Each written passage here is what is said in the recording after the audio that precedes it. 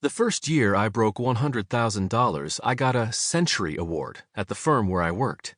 It was a huge milestone for me, and the message was abundantly clear. Make money, and you are a success. Make more money, and you are a bigger success. In our industry, everything is defined by money. How much you bring in, how much you make, and how much you make for your clients. We are defined by our financial markers. This is what we celebrate as advisors. It's what I celebrated, and still do, to an extent. While I can't dismiss the benefits of financial success, this culture can lead advisors to believe that making money is the only value we have in life. Of course, I've known plenty of advisors who have never viewed money as their God. I certainly never did. There is a difference between doing what's right and celebrating your success, and simply celebrating the money and all the material benefits that come with it.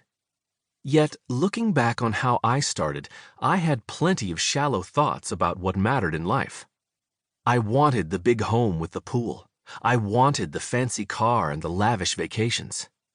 There is nothing wrong with wanting any of those things, as long as you realize there are more important things to go after, and that sometimes those flashy things that grab your attention come at a cost, and not just financially.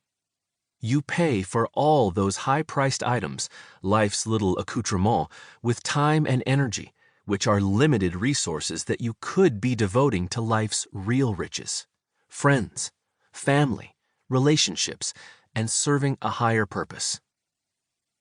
Life, if well lived, is long enough. Lucius Annaeus Seneca.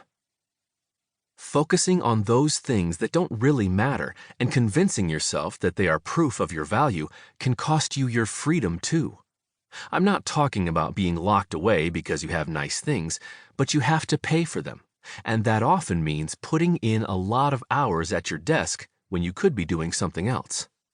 I had seen advisors in this situation, and I did not want to join their ranks.